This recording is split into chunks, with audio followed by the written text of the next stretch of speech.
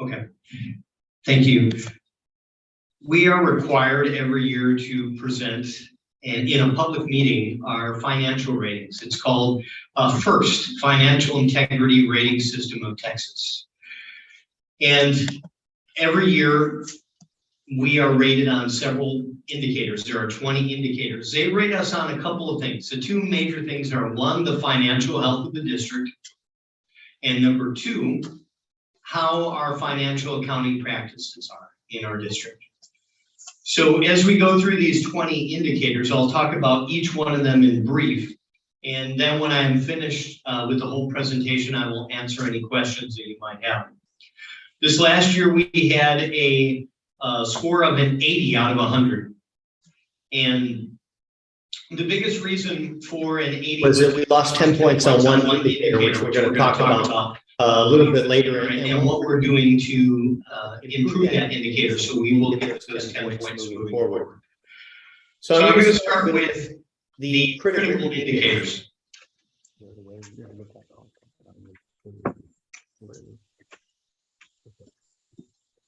We loaded on the desktop. That's right.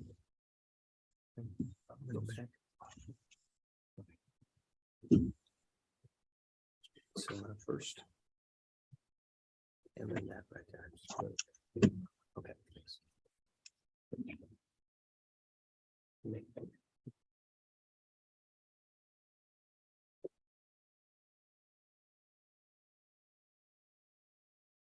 Okay, thank you.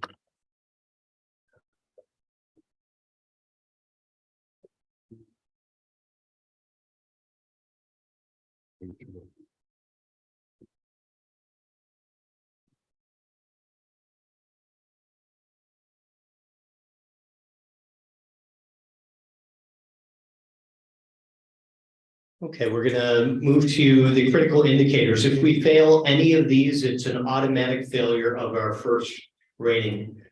Did we submit it on time? Yes, we submitted on time. That's indicator number one. Indicator number two, unmodified opinion. This comes from our auditor. They are basically saying that our financial statements accurately represent the financial state of the district. So the auditor said that we had an unmodified opinion. That is a good thing. Were we in compliance with all our debts at the end of the year? Did we pay everything that was owed during that year? And the answer to that one was yes. And did we, every month we have to make several payments to IRS, to the Texas Workforce Commission, to TRS. Did we make those payments on time? Yes, we did. The ceiling was passed. So none of those did we receive points for. Those were either an all or nothing. If we failed any of those, we would have failed the first rating. There was no indicator number 5 this year. They suspended a few of the indicators because of COVID, and that was one of them. Indicator number 6 has to do with our fund balance, and they average this over 3 years. Over 3 years, did you not have an average decrease of 25% each year in fund balance? And if you look, we had an average increase over the 3 years of 10.48%. We had one negative year because of COVID, but the other years we had an increase in fund balance. So that's a good thing where our fund balance is. And if you see right now, our fund balance has 114.7 days of operating expenditures above the 90 days, which normally you want. And again, this indicator, you can either have an increase in fund balance, or you can have at least 75 days of operational expenditures in fund balance. And as you can see, we're way above that. This is one thing that right now, because of ESSER, we're using ESSER funds, we have been able to increase our fund balance. But as soon as the ESSER cliff comes, we're going to be needing that those extra funds. One thing we're going to need it for is when in January we present the facilities study. We're going to look at all the repairs that need to be done across the district. Some of these haven't been looked at in years. So that's really going to be an eye opener of what we need to do to fix our HVACs, our parking lots, our roofs across the district. cash on hand. As you can see, our cash on hand is 197.59 days. You're required to have at least 90 days. If for some reason we had no revenues, would the district be able to operate for 3 months just with the cash and investments that we have in the bank? And we have passed that indicator with flying colors. Current assets to current liabilities. So this is one where we only scored 6 points. And so bear in mind that this was a couple of years ago. This is in 2020, 2021 data. It's always a lagging indicator. It's not even last year because we haven't even had the audit for last year yet. So next month we will be presenting the audit to the board. So this is 2 years behind data. So right now, this was when we had a deficit again because of COVID, when we had to buy a whole bunch of technology to do remote instruction. So this is an indicator that should increase next year. General fund expenditure analysis. So did we have a deficit or did we have a positive fund balance for last year? Again, last year we had about $2 million additional revenue above expenditures.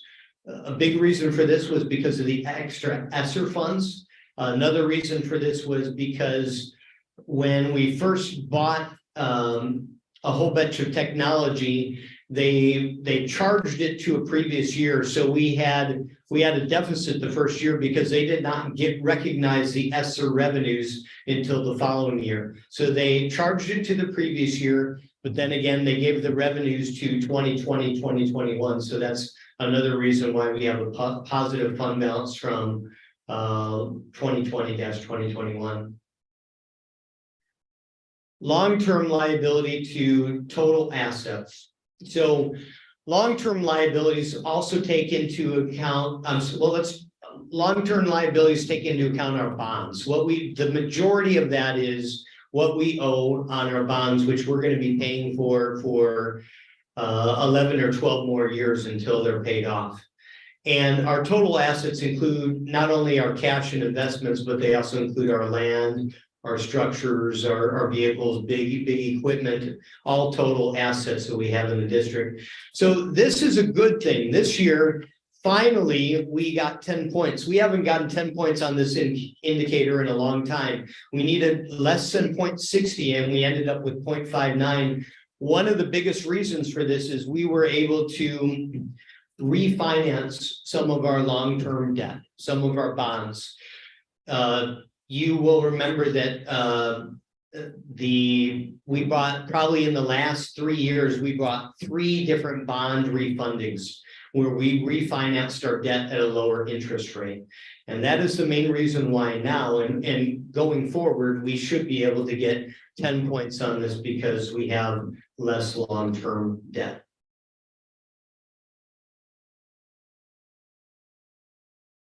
Indicator 12, debt ratio. So this one we improved from 6 points last year. This looks at a couple of things. It looks at the total amount of debt that you have. And we talked about how we improve that by refinancing, but it also looks at the comparison to property values because TEA views that if you have more revenue from your property values, you're going to be able to more adequately pay off your debt. Our property values did increase quite a bit this last year, but this has not taken into effect yet. So remember, this is from 2020-2021. There's a good chance that in about 3 years, we will be able to get 10 points on this. We're not able to do anything else with our debt unless we're able to refinance what we currently have. Although, again, we did do a cash defeasance to put more money toward our debt. But the other side of this is that our property values are increasing. If they increase as they did the last year, in the next 2 or 3 years, we could see us earning 10 points on this indicator. Administrative cost ratio. So this is also a pandemic indicator. During the pandemic, we weren't able to spend as much money at the campuses in order to buy what was needed. A lot of students had remote instruction during those years. So it's that's part of the reason. And we struggled the year before with this also because it was a COVID year, because we weren't able to spend as many things at the campus level because all of our students were in remote instruction.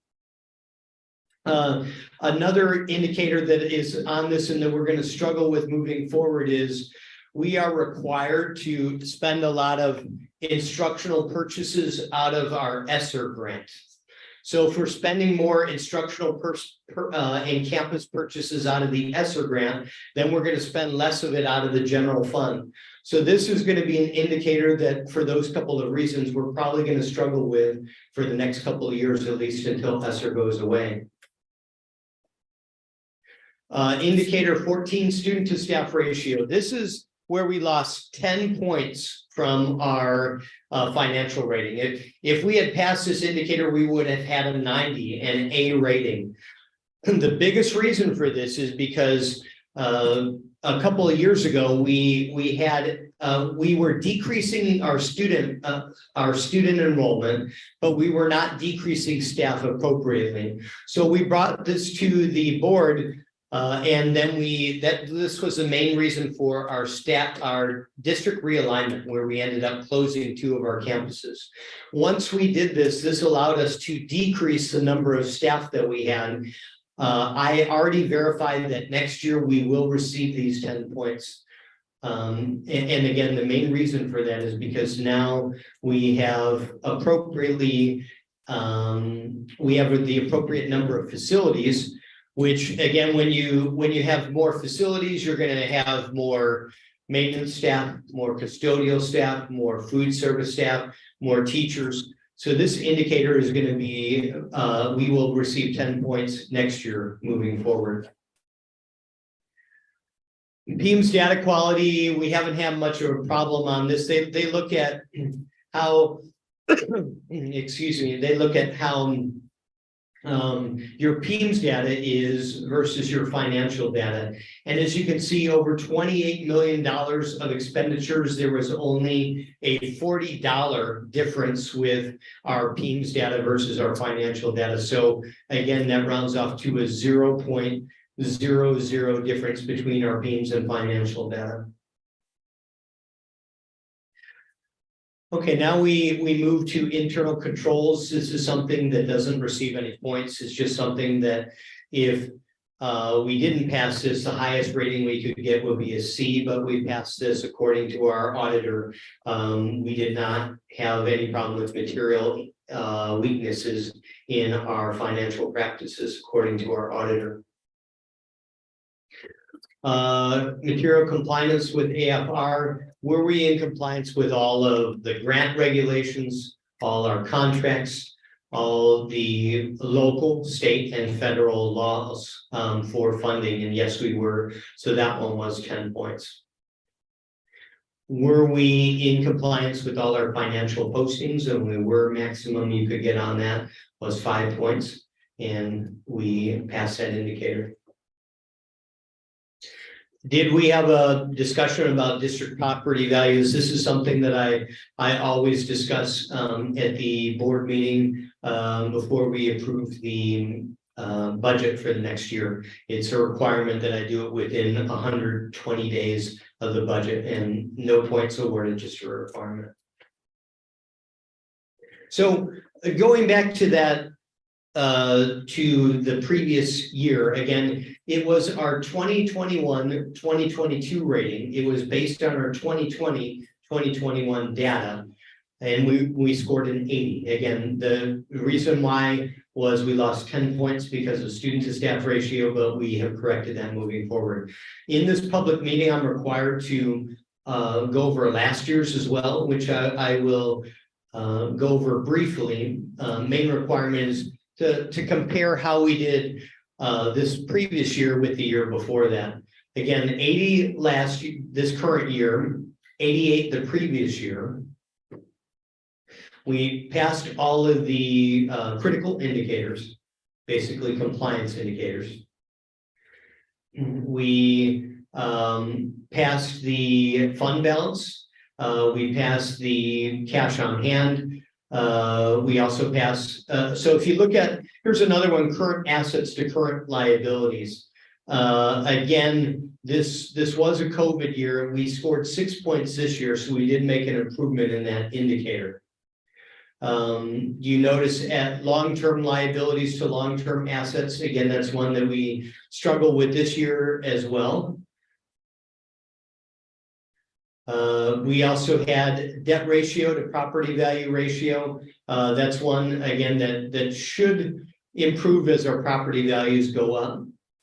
Administrative cost ratio, again, another issue with ESSER. They want us to be spending a lot in instruction. Again, an issue with that is that ESSER also wants us to be spending a lot of money in instruction. So that's one that we're gonna struggle with, at least until we get through our ESSER funding.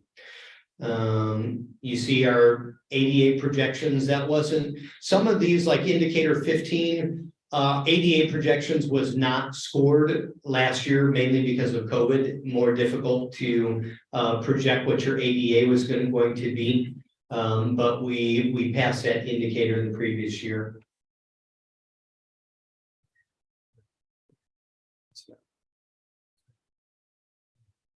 Okay, thanks. You see all our other indicators that were compliance, like PEMS. We passed all our compliance with all our grants and with no material weaknesses or internal controls we posted, and also we had our property value discussion. So that's the previous year. Let me go through the rest of the disclosures before I answer any questions. So we are also required to present the superintendent's contract, and you see that in your board packet, and we will also post it as well. We're required to show reimbursements received for travel. This was a year that was a COVID year. The next year you'll see more travel coming up, but only $6,000, $6,425 and change in reimbursements to the superintendent and board members for attending professional development or training sessions. We're also required to disclose any outside compensation by the superintendent received from consulting with other districts, none.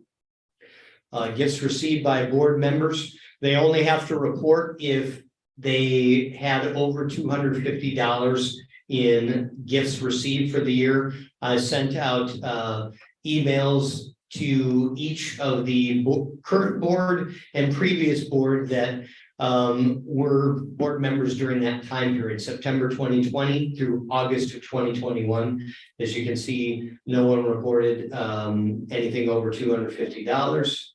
Same thing with business transactions, also nothing was reported. At this time, that's the end of my presentation. I will take any questions.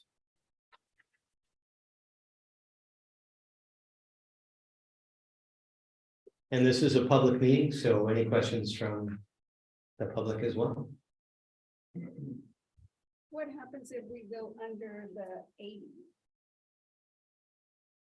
Well, our financial rating impacts a couple of things. One, it impacts our ability to go out for future debt. We do not have the capacity to go out for future bond elections, but it reflects the rate at which we can borrow money. But if we were to, if the interest rates were to go down and we were able to refinance some of our existing debt, it would affect our rate that we're able to refinance at.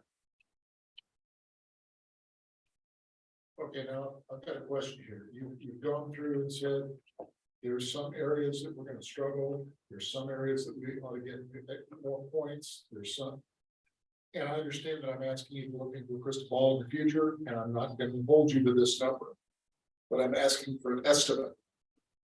Well, what do you think we're going to do? What would we do next year? Best estimate is 90.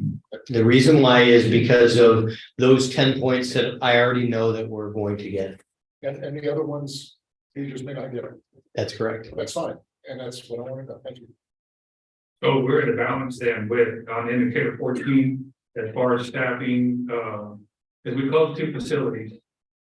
And some of those teachers went to other campuses. But that's still then we're gonna get the 10 points on that because we closed the 2 campuses. Right, they look at your total staff to student ratio as long as it did not decline by 15% or more from one year to the next. We had our lowest staff to student ratio in 2020-2021. We actually have an increase in student to staff ratio from 5.93 in 2021-2022. But even though some of those, like you're right, Mr. Midas, we did not take everybody from Clayburgh and everybody from Memorial and say that they didn't return. What we did was through attrition, the staff that mainly were in charge of, we had custodial, we had food service, we also had maintenance, but also when you look at it, just the matter of combining, if you have one campus that has, let's say, 2 classes of 3rd graders, and both of those classes of 3rd graders have, let's say, 15 students in it. Then when you combine with the other schools, you have less probability of having lower numbers in any one classroom because it's spread out over 3 classrooms instead of 4. So it helped us with teachers, even though we didn't say that that we don't need that particular 3rd grade teachers. It just helped us because we were able to distribute it a little bit more. So that's pretty much balanced with that. And when we look into, for example, the special ed part of it, if we're having more students come in, what would that do to these numbers if we had to add more people below the for example, speech people, teachers, especially teachers, people in the classroom, people on the ground? That's something that could definitely impact these ratings. The reason why is because with special education, usually your student to staff ratio is not as high as your student to staff ratio with regular education. So that is definitely something that we need to keep an eye on. Thank you. You're welcome. Dr. Pitts, is this report, the structure report, part of another larger report for TEA, or does it fit anywhere else as alone or together? This is a standalone financial report every year. It's not part of our accountability ratings, but it's a standalone. Thank you. Are there any other questions? If not, thank you, Dr. Pitts. You have students. Let's see.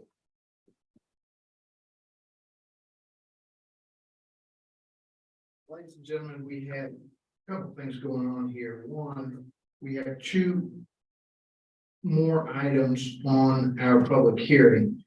However, we also have recognition of some student chess participants, and so we were anticipating going into the meeting.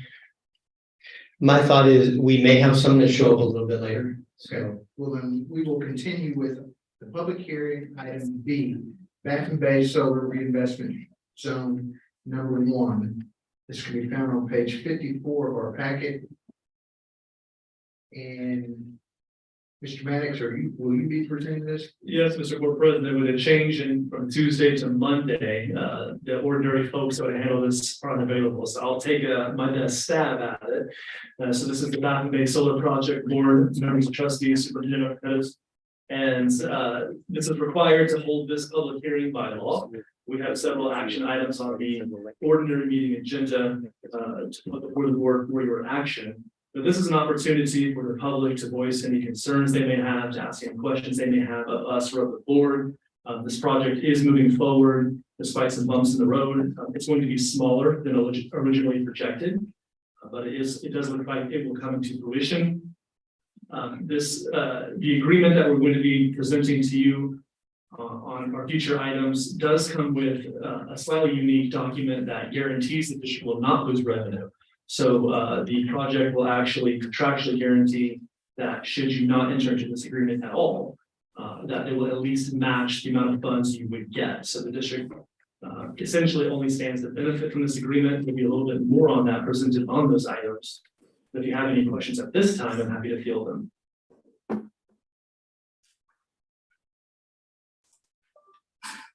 We still have an opportunity to say no at some point. You do. That opportunity is actually today. So there was one item, I think it's the second to last, which is going to be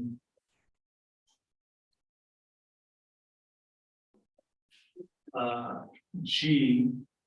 That is your Baffin Bay agreement, and we can talk more about that at that time. Okay.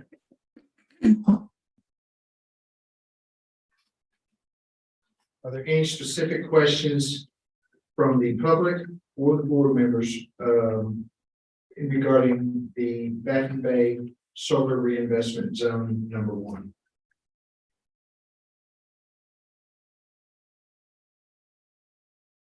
If not, we will move on to item C, which is the application of Baffin Bay Solar LLC comptroller application number 1760. Yes, Mr. President, members of the Board of Trustees, Superintendent Dr. Perez, same second half of the same project. So everything that I just said would be duplicated. So if you have any questions at this time, I'm happy to answer them.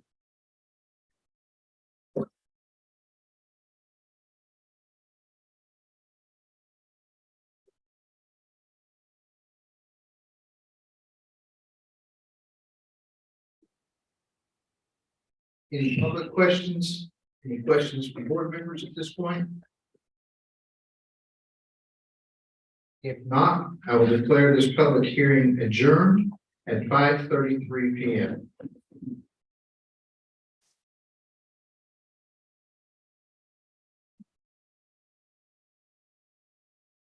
It is 5:33 p.m. on Monday, December 12, 2022. And I call this regular meeting of the Kingsville Independent School District to order. We'll have roll call. Joe Morales. Here. Martine Chapa. Here. David Garcia. Here. Elizabeth Ramos. James Glusing. Here. Delma Salinas. Here. And Brian Coupal is here. Let the record show that there is a quorum of board members present and that this meeting has been posted in accordance with Government Code Chapter 551, the State of Texas Open Meetings Act. We move to the moment of silence, followed by the Pledge of Allegiance and the Texas Pledge.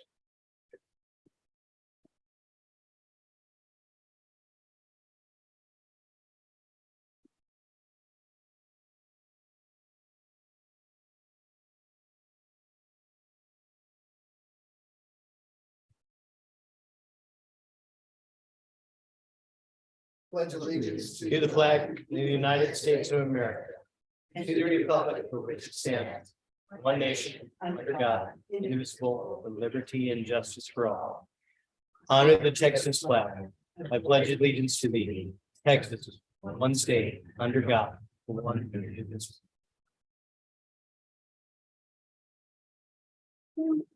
Right, we move to item number 4, which is adoption of the agenda. Do I have a motion to adopt the agenda?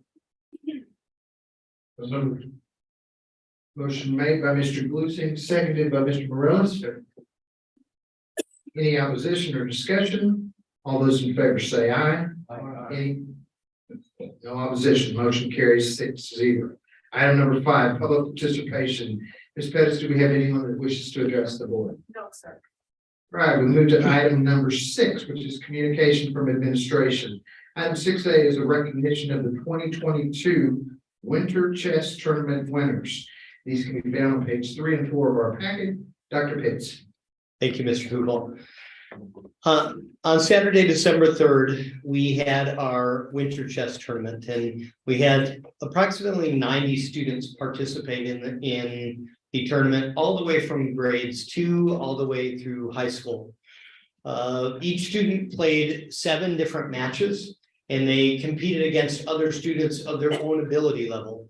And at the very end, every student got a participation award, and the winners got trophies. I'm going to call up the winners from the different divisions, and students, when you hear your name, if you could please go up to the front and stand up front with Dr. Pettis. And then when we're all done, we will take a picture. So please do not leave once we call your name. Stay up there up front.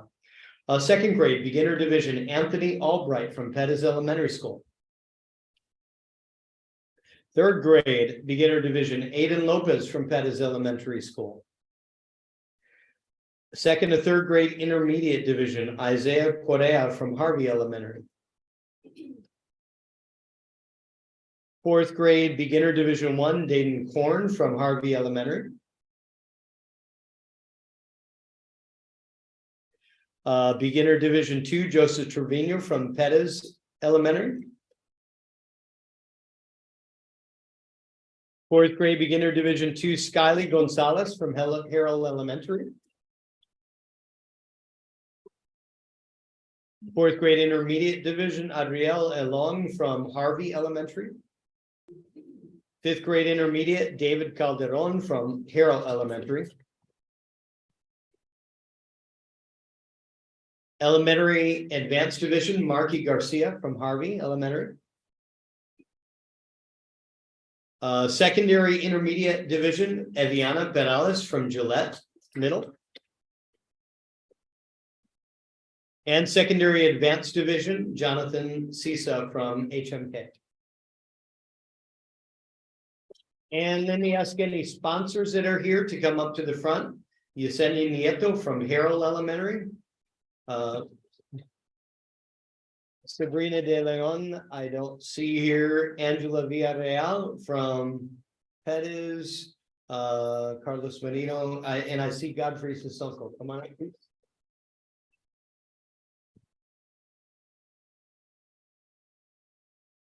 We will have another chess tournament at the end of the year this year. Let's give all these students a big round of applause.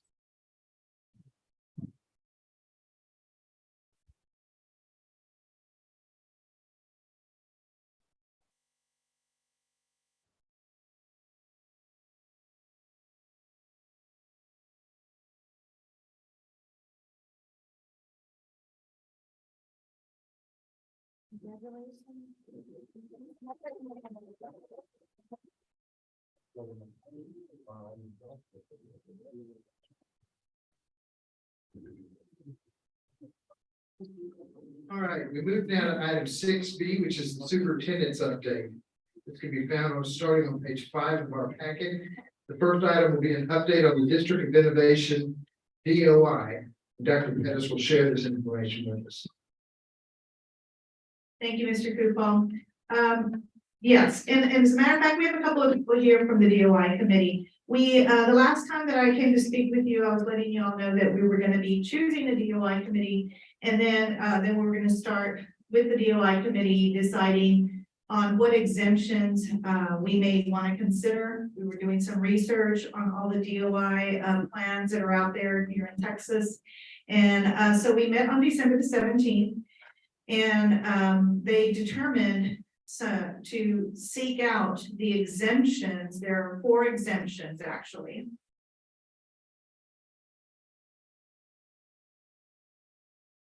And the exemptions that they're seeking, again, this is just a draft, is the uniform school start date, the minimum minutes of instruction and school day length, teacher certification, and the 90% attendance rule. This just means they're seeking it at this time. So what we needed to do was create a draft plan. And so each subcommittee of the DOI committee met. We met here, we met in room 4, came back, and they looked through several DOI plans, many of them. We provided them copies. Dr. Sandoval's office provided them copies of the DOI plans, several of them from the state.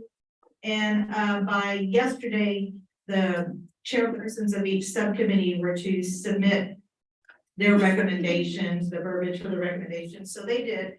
And so we have compiled it together in a draft DOI plan. It is a draft. The next step we'll be doing, it will be posting this on our website, and I'll be sending a robocall, and we'll post it on social media as well, that it is going to be on the website, and that they can, there'll be a survey on there as well. So all they had to determine was which exemptions were they gonna seek. Then we're gonna take public input, you know. Like I said, we're gonna have a survey, we'll have it on until after the holidays to give people ample time to read through it and do their own research. And then we will have more opportunity, according to the timeline, for anyone to provide us any feedback. We're gonna email it to all the campus staff as well. We'll analyze all the survey data. And then on January 18th, we'll determine whether we want to continue to pursue it or not after we've looked at all the data from the survey. Reminder that even though one of them, like the exemptions about, you know, the uniform start date or the minimum minutes of a day, the school day, that does not mean a calendar has been determined yet. It just means we're seeking the flexibility to even be able to be exempt from the requirements of the minimum minutes of school or the uniform school date. So I have provided you each a hard copy of the draft. Like I said, we'll post it tomorrow. We'll set a robocall to everyone, letting them know. We will have a survey so that way people can provide us their input. And then we'll continue the process according to the timeline. So far, we're on track of the timeline. We just had to change the date. I had December 13th as the board meeting, but we moved it to today. We changed it to the 12th. Dr. Bettis, who are the committee members? Are they here? Can they stand? Well, we have two people that came today, but on page 2 of the draft plan, it shows everybody on the DEIC wanted to be on the committee, the DOI committee, so we did. And then they divided up into the 3 different subcommittees. And so, Ms. Vicentes and Ms. Alaman, would you all like to come up here to the podium? And you can let them know which subcommittee you're on. First of all, I want to thank you all for being part of this. We know that it is something that's quite important to the district, and your input is very important. Can you tell me a little bit about what you all think? I'm co-chair of the subcommittee for the calendar. And so right now, looking at the different calendars that were provided and those that I researched myself, I'm very interested in seeing what possibilities, you know, we can get approved, because in the small little committees that we had on our last session, everybody was all for it. There was some that had Monday through Thursday, regular schedule, and then an early release that provided, you know, for the teachers to have work time and not have to take such a workload home. And then of course, there's other calendars and other, you know, options, but right now everybody's pushing to try to relieve teachers from taking so much home on the weekend. Thanks. So, And I'm a member of the 90% rule, and that's just taking into consideration our population, the students that we have. We have students that are parents, we have students that have medical issues, and we have students who might perform better outside of the classroom, not necessarily everything in the classroom. 9% rule looks at other options, maybe like virtual classes, other projects they could complete. That doesn't have to be structured in the classroom. So, Thank you. yes. Thank you so much for your time and your input. And just a reminder, none of those decisions have been made. It's just seeking the exemption of even just being able to look to research. So. All right, thank you, Dr. Pettis. We'll move now to item 6B2, KISD grant presentation, Resilient School Support Program, SY 22 to 23. This will be presented by Dr. Farah, and it's at pages 6 to 29 of our back.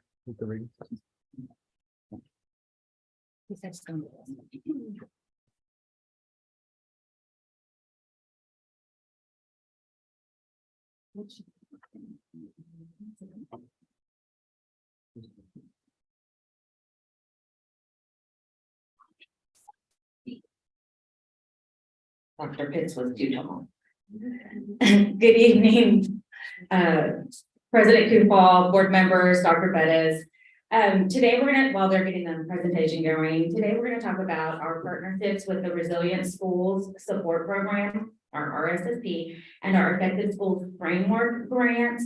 We've had both of those for 2 years now. The Resilient Schools one's been over that amount of time. And we've had the opportunity to work with partners. They've had the opportunity to work with our staff members, teachers, and really to look at how can we improve instruction, which will help our classrooms and to prepare our students for college and career readiness. I can run through the whole presentation, or if you'd like just for me to skip to specific slides, it's up to you guys. I can paraphrase this pretty quickly. It's up to you. Go ahead and go through it. Perfect. So both of these grants are TEA grants, our Resilient Schools Support Program, and we have our partner with the New Teacher Project. We also have our Effective Schools Framework. It used to be for our TIP campuses, and we qualified for that one. And we have been partnering with the ESC2, doing the Texas Instructional Leadership, and E3 Alliance. Last year, they helped us with our playbook strategies. This year, they're working on culture for the campus. What we did last year was really look at our reading alignment, lesson internalization, and evidence-based responses. And we grounded that work in research on acceleration versus remediation. Remediation is where we work on last year's skills that students have missed, as opposed to acceleration is where we're working with our students on grade level, but providing scaffolds and supports. We've also grounded our work in the opportunity myth that really looks at grade appropriate assignments, strong instruction, deep engagement, and high expectations for students. And all of those pieces together are going to help our students close those learning gaps, help our teachers, help our students, especially high expectations.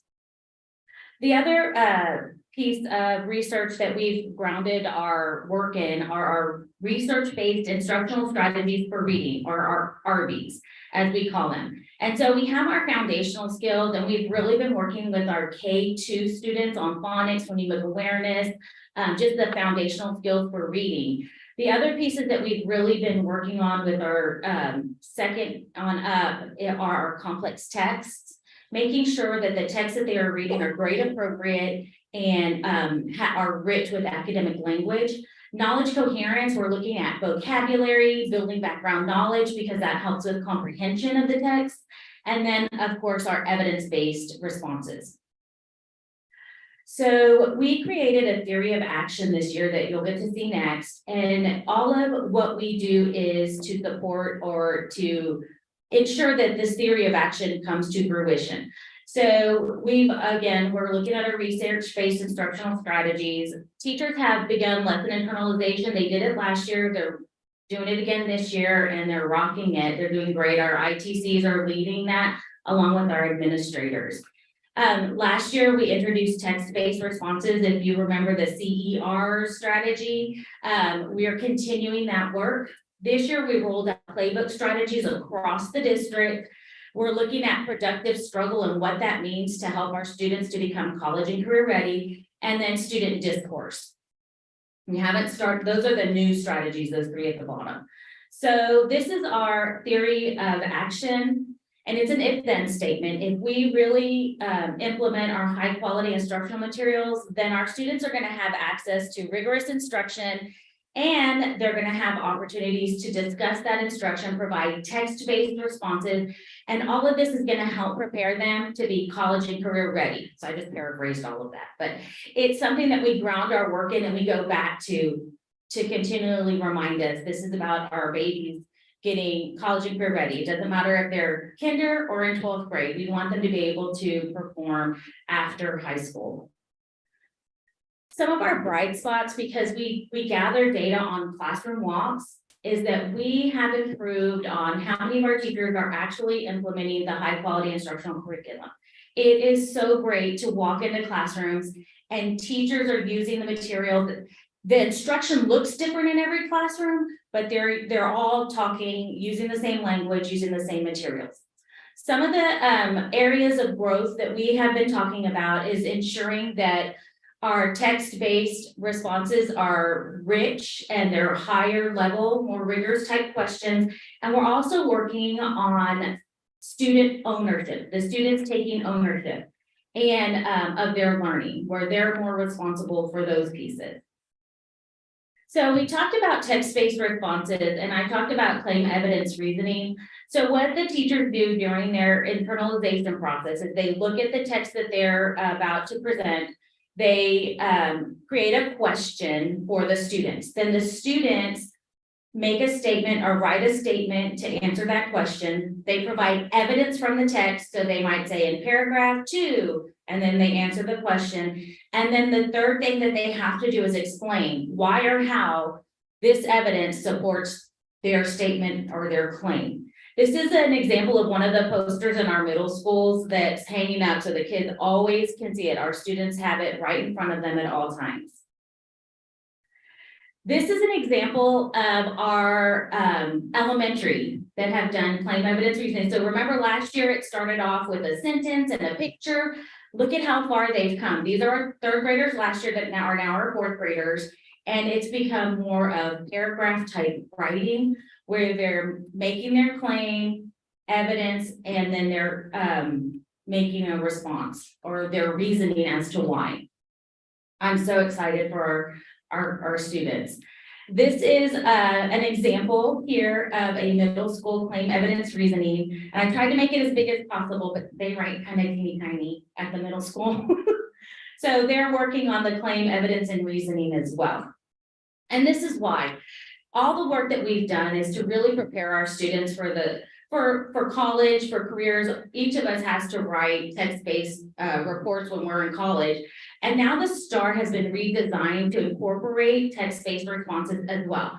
They have short constructed responses, and then they have 2-part type questions where it asks you to make a claim. And then part B is, well, where's the evidence from the text to support that claim? So in the presentation, I gave you some samples of third, fourth, and then some middle school examples of types of questions. So this is a third grade question. It is a cross-curricular passage because it's about science, and then they have to answer that question and then provide evidence from the text.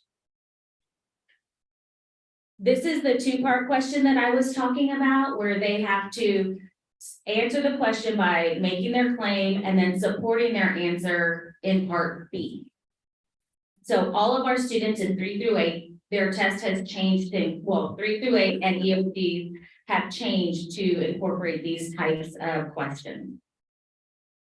This one is a secondary question. So that's the STAR redesign and how our work with CERs are aligning to that work. The other pieces that we are working on is our Texas Instructional Leadership, and we've been doing this with the Education Service Center. And basically, this is the coaching model. We're basing it on the book by Paul Bambrick Santonio, Get Better Faster, and it has a scope and sequence that helps us and ensure we're staying on pace. So what we did last year was work with the ESC2. They coached our CNI team. Our CNI team, the directors and our assistant suit coached our principals and ITCs, and then our ITCs coached our teachers, providing observation and feedback, quick turnaround pieces that we can coach our teachers on so that they can turn it around in class. This year, our CNI team is coaching in conjunction with the ESC, our principals. Our principals are coaching our APs and ITCs, and they're all together coaching as a leadership team, our teachers, providing that observation and feedback. Some of the other pieces that we've incorporated, I mentioned our playbook strategies. There are 3 strategies that are gonna enhance our students' learning. So we're doing quick writes where they'll ask a question, the students have a minute to do a quick write to answer it. They can use their text evidence and so forth. We're doing think, pair, shares, again, asking a question, then they pair up with another student, and then whole class, they do a share out. This helps students feel more comfortable and confident especially our special education students and our English language learners, because they have somebody to talk about the question with before they take a risk and talk about it out loud in class. The last piece that we've been working on is randomization. So old school, the way I used to do it is a popsicle stick out of a jar, out of a cup, so that all the students are aware and ready to answer questions. Now they have them electronically on wheels and all kinds of stuff. You can even earn points. So we use randomization, so there's no opt-out. Everybody has an opportunity, and we saw this in a classroom at the high school. She was using all three of these strategies. And what I loved about it was, even though she used randomization, she also allowed the students to ask for support from their classmates and or say, okay, I can come back, and then make sure that the student was still accountable. But it was so great to see. It was a secondary US history class, and we all went in there, all of the principals, and we just really loved it. So just seeing these strategies in action, hearing the students talking about the work is amazing, and talking at high levels. So these are strategies that come from Santoyo Vanbrook's book, and it's all a part of the scope and sequence. But we're really looking at engaging all students, and the 3 playbook strategies align to that, where we're doing the cold calls, which we call randomization. We're doing the think, pair, share, which they call turn and talks. It's a way for us to ensure that all of our students are participating and doing the heavy lifting and the thinking in the classrooms. We're heading toward habits of evidence, which we're using our CERs for that, and then the habits of discussion. When we can see all of our students really holding those deep, rich discussions, we know that they have learned the material. So the last piece that we've worked on is culture. And we had a diagnostic at Gillette, and one of the pieces that came up was culture. So we've been working with our partner E3 Alliance. We did over the summer, all of our campuses brought teams in to the boardroom, and together they led this amazing workshop where we looked at beliefs, vision, mission, and values, and then their teams took it back to the campuses so that all of the teachers had input in what do we believe? What are our core beliefs about education, and how are we going to help our students move forward? So these are just some pictures of the work that happened that day. They've continued to do the work. They're doing surveys to track their progress. So it's amazing work, and I'm glad to be a part of it. I would like to thank our ITCs, our principals and our assistant principals, and our teachers, because without them, this work wouldn't be possible. So any questions that you have for me? I do want to add that our principals are now, they've been taking them to do like instructional blocks at campuses. And that is a big, bold step for Kingsville ISD. So I want to thank you all for doing that. That's what she was talking about when she said the principals, we all went in and saw some of this instruction that was going on. We still have a lot of work to do, but we're at least a pretty good, a big baby step forward from last year, and just some of the evidence from some of the work that's happening. We're trying to highlight as many really models or exemplars that others can learn from, like, I'm trying to videotape, record, share, just like we shared one of the students, in Ms. Muhammad's class, the reading. It's just like, what is the standard that we're going to aim for? And so I want to thank our CNI department, Dr. Farah. She's been with us, working on this for the past couple of years. So we're finally starting to really see some movement. And just at the table talks, I can tell that the teachers, they can feel like they are seeing some movement as well. I mean, I can, just based on their discussions. Dr. Perez, is this something that has been, that we've received a grant that's been extended to 22-23, or is this a new program that we've done? It is, we'll have one more year with our RSSP, but our ESF grant will end this year unless we apply for a new grant. Dr. Farah, this is being aligned K through 12. Yes, sir. Age appropriate, K through 12. Where do you see it most effective now? I think because we really focused last year on our elementary third graders, that we're seeing, we focused on all of the grade levels, but the elementary had worked really hard, and you can see the difference from last year to this year. The playbook strategies, those are strategies that we see at all the grade levels. And like I said, that high school classroom we went in, it was like, yes, it was great. So, honestly, we're seeing gold at every campus. I can't just pick one out, what level. And for the most part, it's being well received by staff, by teachers. Yes, sir. Yes, sir. Some faster than others. Yes, change is slow, but it is being That's what received. I understand. Yes, sir. I commend you. I mean, I do think we saw some of this even in the preliminary test scores that we saw at the end of that this past year, and look forward to some future success. And reading has had. Yeah, Yes. the struggle for our third graders though is because they didn't participate in kinder the whole year, so they didn't get a lot of that, and that's being seen across the state. It is. And one thing, we didn't want to bombard the teachers with something new. We wanted to go deeper with what we started. Because just adding more to the plate's not necessarily a good thing, especially with STAR redesign and the testing online. We wanted to go deeper and really work on what we started to make it better. Does this help the campuses that are on the tip? Yes, ma'am. It's all aligned, and it does help our two tip campuses that receive the ESF grant. They're all also doing the RSSP work. Currently, we have one campus that's in tip, which I'll be bringing them back up in a minute, our Gillette campus.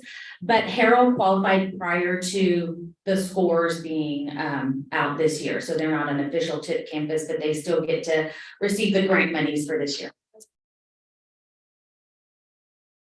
Any further questions, comments? No, thank you, Dr. Thank you. All right, we're moving now to item 6C, which is the budget recap report of check register for November 2022. It's going to be found on page 30 through 37 of our packet. Dr. Bates. Thank you, Mr. Kufal. You see some very big instructional expenses out of ESSER 3, such as Sharon Wells, Coastal Bend College tuition, and some of the other curricula down there. One thing that we talked about in the first meeting was that how this impacts one of our first indicators. Again, if you have more money in instruction out of the ESSER grant, which we're required to do, then you have less money in instruction out of the general fund, which affects your first indicators. Some other things that you see in here are also the Journey Ed, which is the annual Microsoft licensing. That's out of the general fund. And a couple of other annual software updates, such as Edlio. That's our district website software. I'll take any other questions that you have at this time.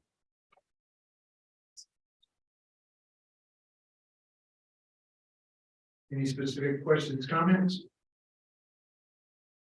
If not, thank you, Dr. Pitt. We'll move on to item number 7, which is new business.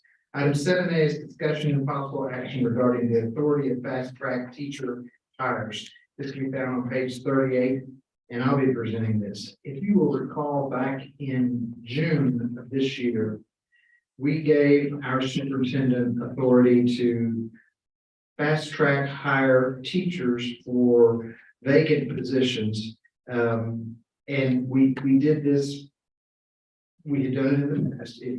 It's a bit of an exception to our policy, but we authorized this to be done so that superintendent could hire for vacant teacher positions quickly and not have to wait for formal board approval. In June, we said we would bring this back in December to look at it again, to extend or adjust in any way. And it is being returned for December now. Speak for the superintendent, I've asked her if the teacher positions were sufficient. One of the situations we came across just in the last month or so is we had a nurse position vacant. And I came without a nurse for a period of time because it required board approval. So we had to wait until we could actually get board approval until we could return that nurse to that campus.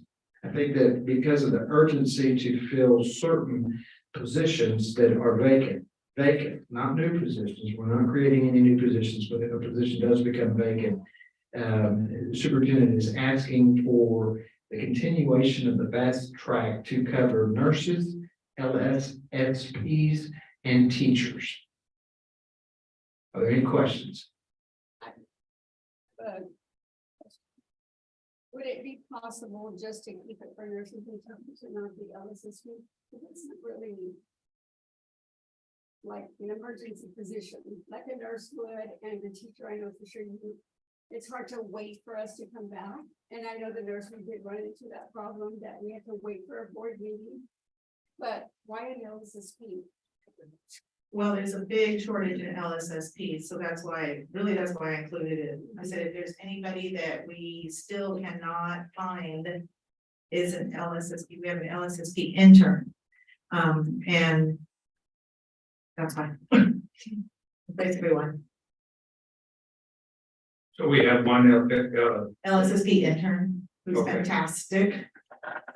But So she's an intern, so. she's covered under, and being Dr. supervised by- okay, so Yes. being supervised by Right. a licensed. Mhm, mhm. But these are vacant that's open. Is that what you're saying? We're not creating Yeah, another LSSP position. no, none of these, Nurses, teachers, LSSPs. none of them are vacant right now, actually, we're good right now. This But was should in the something event that. Who knows, I mean, an LSSP comes, a star one that, is applied and we recommend, we've gone through the process of interviewing and we have a vacancy. Instead of waiting for the next month or whenever, like, we won't have another board meeting, I don't think, until January 17th. So this is just, instead of having to call you all in for a special meeting. That's the only reason, really, but basically, it doesn't really, if we don't, that's not really a problem. Now, the teachers, I really want to keep that, Yes. I can see the and teachers- even the nurses. I don't see what the problem is with LSSPs, but if it's a problem, it is, like I said, I'm fine, that's fine. as far as the nurses, the LVNs. They don't come before the board, do they? It's just the RNs? We brought the RN.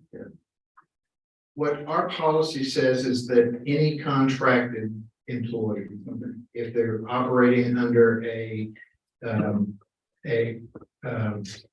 licensed contract, then it requires board approval before we can hire them.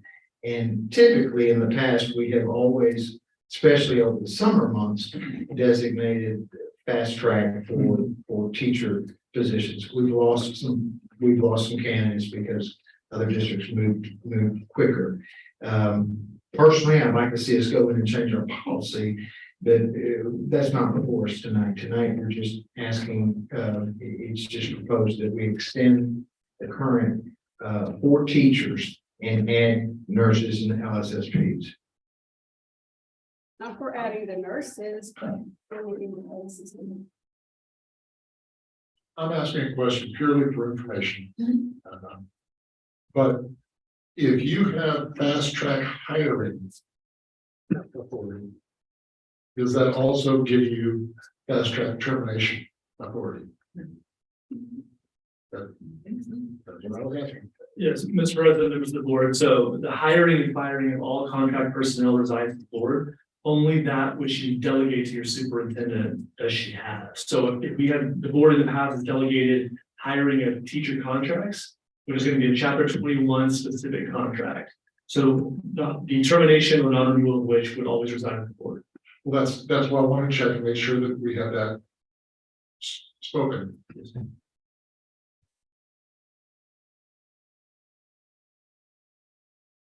All right, you've heard the recommendation from administration. Is there a motion?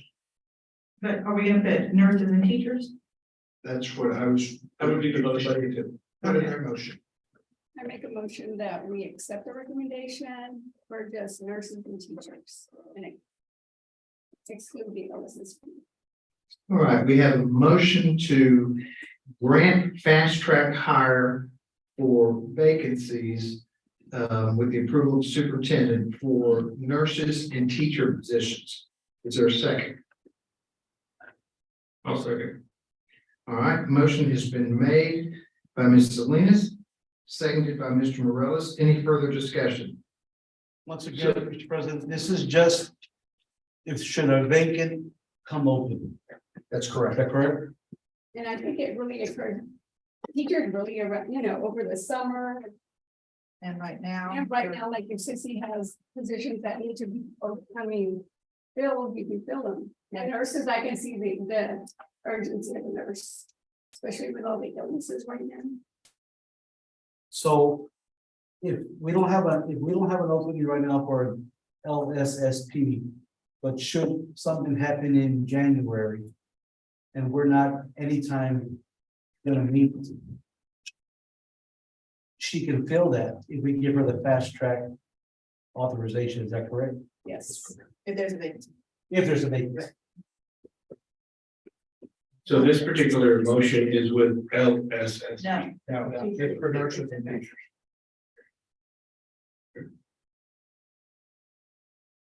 All right, any further discussion? If not, all those in favor of approving the fast track hire for nurses and teachers, say aye. Any opposition? Motion carries 6-0. Item 7B, discussion and possible action regarding the first reading of board policy EIC local academic achievement class ranking. This can be found on page 39 to 43 of our policy, our packet. Dr. Sanders. Thank you, Mr. Kufal, Board President. Thank you, Board Trustees and Dr. Pettis. I'm here today to present the EIC local policy. We made a revision to this about a year and a half ago regarding class rank, but we want to propose some possible changes to it. At the high school, as you guys know, we do have a MOU with both CEC and TAMUK. Kids take college credit there. Current practice has been that our students that are taking college courses, if they get a grade between a 60 and a 69, they fail the class for high school credit, but they get the credit for college. Disconnected in terms of where their alignment needs to be. So kids are having to go back and taking that high school credit again, since they did not meet the dual enrollment criteria for both high school and college. So the proposal we're bringing you today is a proposal to include grades of 60 to 69 that receive high school credit for courses, and that the failing grade be converted to a 70 in the student's transcript. In addition to that because it is a tier 3 weighted course, that grade will get a 10% bump as all our other tier 3 courses that are currently being offered at HMT. So a repeat of that is just any 60 to 69 will be converted to a 70, and which is a passing grade. They'll get the passing grade for the dual credit, the course, and they'll get the passing grade for both the college grade as well.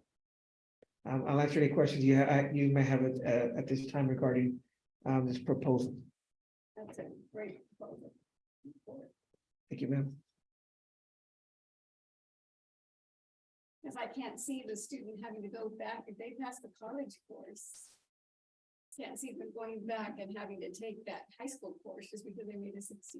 And that's what they've been doing the past few years, and I just could not understand that. Well, that's fine. And this is very, very rare, but I do want to share that the College of Engineering. There are some departments that if you do not make a C, if you make a D, you don't move forward, even if it's college credit. So that's just what I want to let you know. I think that's because we were having the same problem. All right. Right, we've heard the recommendation of administration. Is there a motion to approve the first reading of this policy change? Make a motion to approve the first reading. Motion made by Ms. Salinas, Second. seconded by Mr. Morales. Any further discussion? If not, all those in favor say aye. Aye. Any opposition?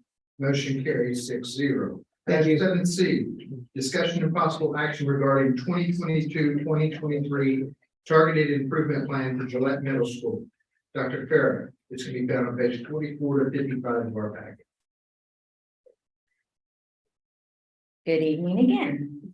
I am now bringing the targeted improvement plan for Gillette Middle School to the board for approval.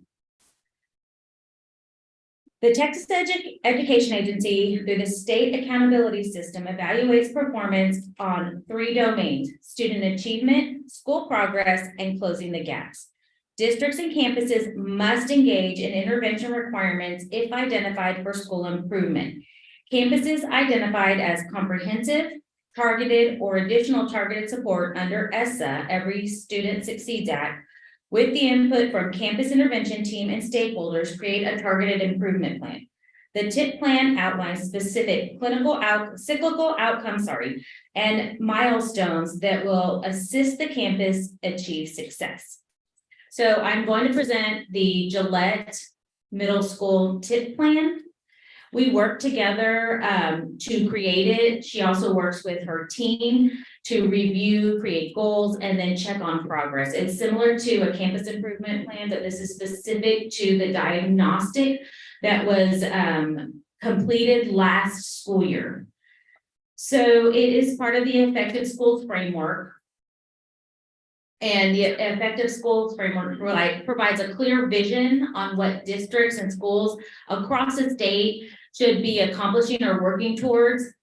Within it, it has 5 levers, and what we're going to focus on are lever 1 and lever 3 in the Gillette plan. And so again, Gillette is our only official TIP campus.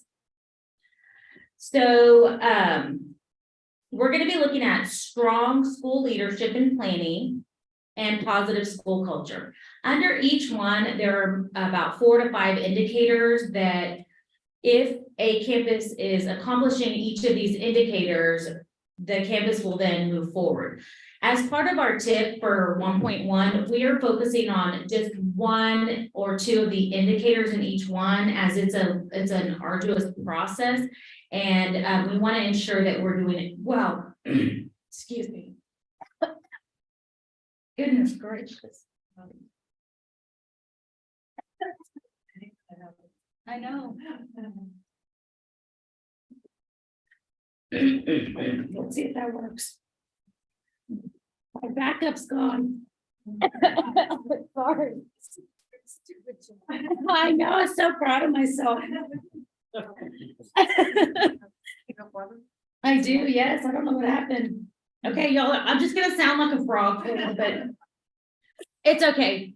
So under 1.1, we're looking at leadership and planning, and some of the pieces that the campus has already been working on are creating clear roles and responsibilities for the leadership team, ensuring that they're meeting weekly, and then calendaring all of their PLCs, any leadership team meetings that they're attending, and or after school meetings. They've also attended training on the observation and feedback cycle with the Education Service Center. And the leadership team is being coached by the ESC and of course by Ms. Ceballos, who is the Executive Director for Secondary. And I'm supporting. Also, we are looking at 3.1, which is mission and vision. And what we've started working with is our E3 Alliance partner. And they've developed a vision team is what we call them. And they've attended professional development as well. The team itself, our vision team, provided professional development to the campus to roll out the vision, mission, beliefs, and values.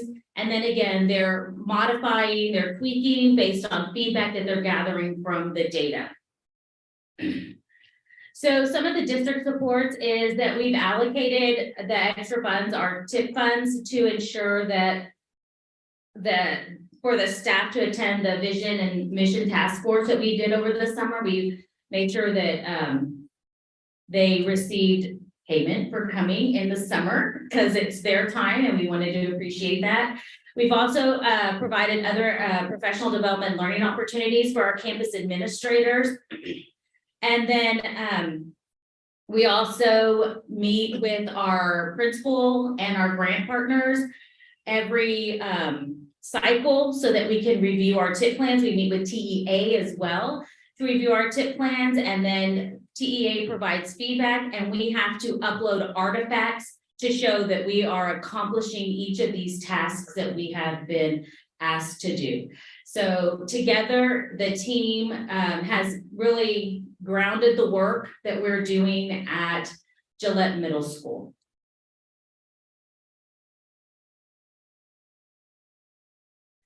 Some of the next steps, and I've talked to Ms. Williams, Tanya Williams, and as we work on this together, our next steps are continued coaching on observation and feedback, monitoring, scheduling of prioritized tasks. So we have them in there, now are we doing them? We're gonna put that monitoring piece in place. Posting and promoting the new campus mission and vision, and then continuing to send out campus climates to determine any strengths or needs that are occurring at the campus. Any questions about the TIP? So a quick question on the survey, that's a teacher survey, Yes, sir. and then, how is that done, that's what I'm looking for, anonymously, or is that the teacher, name on there, or? No, sir. So it's done anonymously, and we are working with our E3 Alliance partners to help create and aggregate the data. Okay. So this is triggered by the accountability rate. Yes, sir. And so it's geared mostly toward academics. Towards domain 3, closing the gaps. That is the domain that that triggered the TIP for this campus. Okay, and so when we get to 3.1, where we start talking about a positive school culture, I don't think it's a surprise that Gillette has had some behavioral problems. Is that included, is that become part and parcel of this also? Because I would think that behavioral problems probably result in some students not performing as well as they should. Yes, sir. And so they looked at the safety, they looked at what do we believe our students need and can do. So it's a mindset shift as well. And the team, Gillette probably had the biggest team in this room, and they had input from all of the core content areas, and their counselors came and they really wanted to build a strong foundation this year. And I've been to Gillette, and I've seen difference in the culture of the campus this year. And, but we did have some big gains there. So regardless of maybe what might have been happening in the cafeteria or the hall or somewhere, there was instruction going on. Yes, sir. Because we see the double digit, coach, thank you. And I don't think we've got, doesn't seem like I'm hearing about the same level of problems that there were perhaps a year or so ago. Our 8th graders did really well last year. And then our 5th graders did really well. For some reason, the oldest in each group seemed to do well. But yeah, the discipline has definitely, like you said, we haven't seen the same level. And through the diagnostic, they interviewed teachers, they interviewed administrators, they interviewed parents and students, and the culture was one piece that really stood out, and that's why this year we decided to focus on the campus culture and climate. And also getting, we were able to, as a board, approve for the extra security. Yes, sir. So, that all plays into what we're doing for the veterans students. Yes, sir. Well, now one thing, you mentioned in your presentation that only Gillette was a school that was. Are you targeted? Yes, sir. And that Last is- year was Harold and Gillette, but Harold came out of it because of their scores. Right, but this is a state. Recognition that said this is the school that needs to be, and it's the only one we have left. Yes, sir. That's what I want to make sure. Yes, sir. I know, it's exciting. It is. We've made a lot of progress. 5-1. It's proven. All right, any further discussion? You heard the recommendation from the administration that we approve this targeted improvement plan which Dr. Farah presented for Gillette Middle School. Is there a motion to approve? I make a motion to approve. I'll second. Mr. Salinas made a motion to approve, which has been seconded by Mr. Chop. Any further discussion? If not, all those in favor say aye. Aye. Any opposition? Motion carries 6-0. Thank you. Dr. Farah. We move now to item number 7D.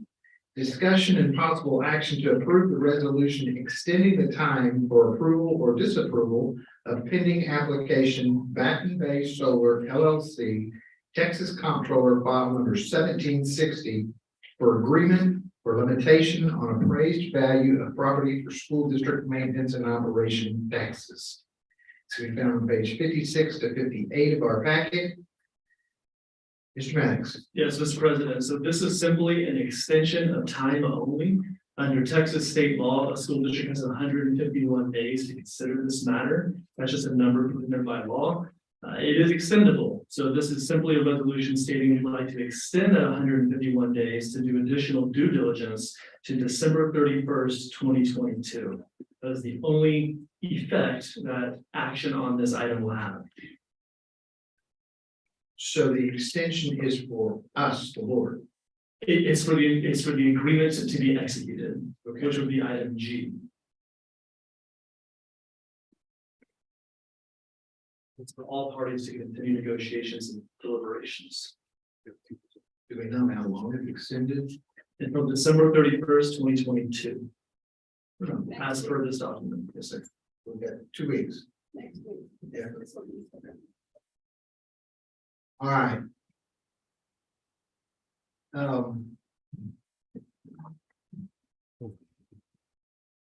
Let me ask a question. We've got 5 items here that are all applicable to the Baton Bay Solar LLC proposal. Is this something that we're going to have a discussion about in open session, or are there some legal ramifications that we need to go into closed session? So it is a legal agreement by nature, and so there are some legal ramifications. I'm happy to answer those questions in executive session. If you do have some legal concerns, it's my advice that we move these items until post executive.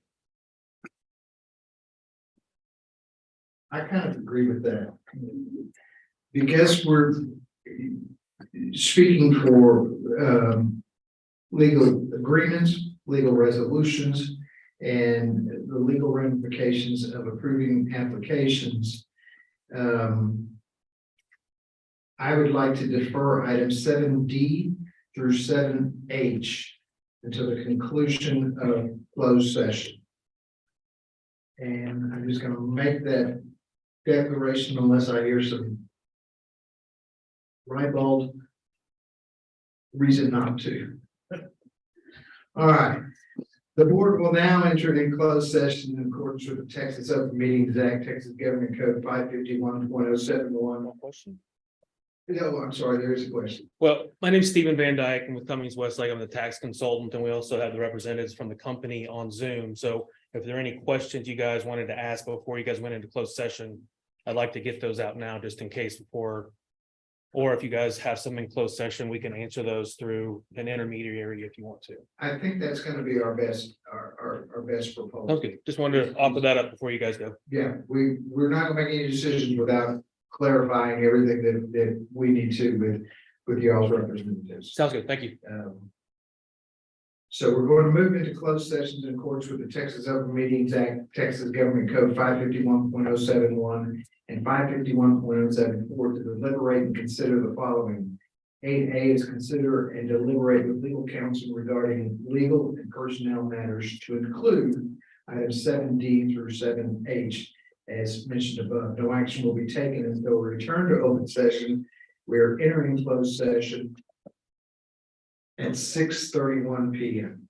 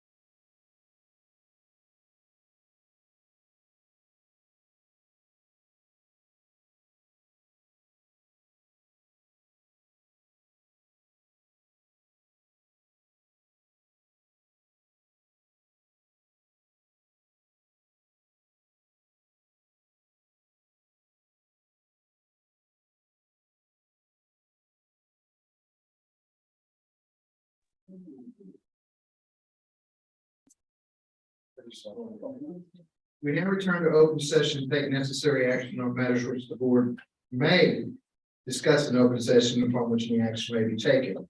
We're returning to open session at 6:58 p.m. We're going to return now to item 7D, the discussion and possible action to approve resolution extending time for the approval or disapproval of pending application. Back Bay Solar LLC, Texas Comptroller File number 1760 for the agreement and for limitation on appraised value property for school district maintenance and operating taxes. Mr. Banks. Yes, sir. As discussed, this is simply an extension of that timeline. It's the 151 days at which we're exceeding, so that is extending to December 31st, 2022.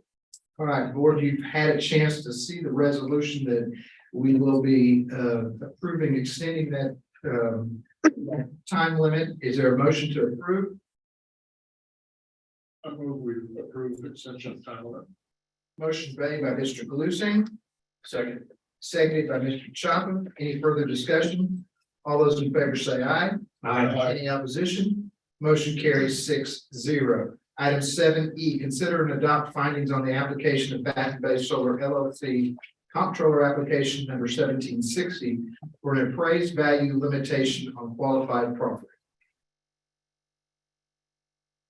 Oh, did we need to read that resolution into the minutes? Let's go ahead and we'll discuss it first, Mr. President. So in order to effectuate the 313 agreement of this nature, several findings have to be made that this is going to benefit the community, et cetera. And one of the findings is that, for example, with number F, it'll create permanent jobs, although we will discuss that when we get there. So this is a resolution that states that all of the required and necessary findings under law have been found. And the board is adopting that as part of this resolution. I'm happy to read that resolution to the record, should the board resolve to pass it. All right, you've seen the resolution, you've heard the recommendation. I'll make a motion to approve the findings on the application of Back Bay Solar LLC. Is there a second? Second. Any further discussion? If not, all those in favor say aye. Any opposition? Motion carries 6-0. Do you need to read that into the record? No, sir, we can move on. All right. We move on to item 7F, discussion and possible board action to consider the waiver of job creation requirements requested by Back Bay Solar LLC, Texas Comptroller File number 1760. Mr. Maddox. Yes, Mr. President. So one of those required findings is that it creates jobs. Unfortunately, solar farms and wind farms do not create very many permanent jobs. I do believe the job count is estimated to be 1 at this time. That's all right as long as the board adopts a waiver of that job requirement, such as found in item F. All right, as discussed previously, this is pretty standard with projects of this type. Is there a motion to approve the job waiver? Also move. Second. Motion made by Mr. Cooper, seconded by Mr. Galusing. Any further discussion? If not, all those in favor say aye. Any opposition? Motion carries 6-0. Mr. President, if I may, I'd like to move item H prior to item G. Got it. Item 7H is adopt the resolution creating Baffin Bay Solar Reinvestment Zone number 1. Mr. Maddox. Yes, Mr. President, members of the Board of Trustees. So this is essentially a line on the paper for the state of Texas. They need to know what area and zone this is. And this resolution adopts said location for them. It's something they need for their files. As far as we're concerned, it's lines on paper, but it's required for the packet. So the recommendation is to approve. All right, you've heard the presentation, the recommendation. Is there a motion to approve? So moved. Motion made by Mr. Garcia. Is there seconded by Mr. Morales? Any further discussion? If not, all those in favor say aye. Any opposition? Motion carries 6-0. Item 7G, consider and approve agreement with Baffin Bay Solar LLC, Comptroller application number 1730 for an appraised value limitation on qualified property district. Yes, Mr. President, members of the Board of Trustees. So this is the final and controlling agreement on this project. It's our recommendation that it is adopted and approved tonight. We've hit some highlights. If you have any additional questions, we're happy to answer them. There's also, I believe, representation from the project that are available to you tonight to answer any questions that you may have. We've heard the recommendation from our legal counsel. I will move to approve the agreement with Baton Bay Solar. Is there a second? Second. Seconded by Mr. Morales. I would like to ask, do you have any idea when projected start date of this project is? Yes, they plan to start January of 25 to be done Q2-ish 26. So right now, the way that the application is set up is that the qualifying time period doesn't start till 2026 because around March or April of this year, with the 313 expiring, the comptroller said after the end of this year, you're not going to be able to push out any timelines or make projects bigger. So in the application, we pushed it out as far as we could. And so whenever they get a little further along and get their funding or their notice to proceed, we will come back here and pull in those timelines to better align with the actual project dates. Any other further questions? If not, we've got a motion and a second to approve. All those in favor say aye. Aye. Any opposition? Motion carries 6-0.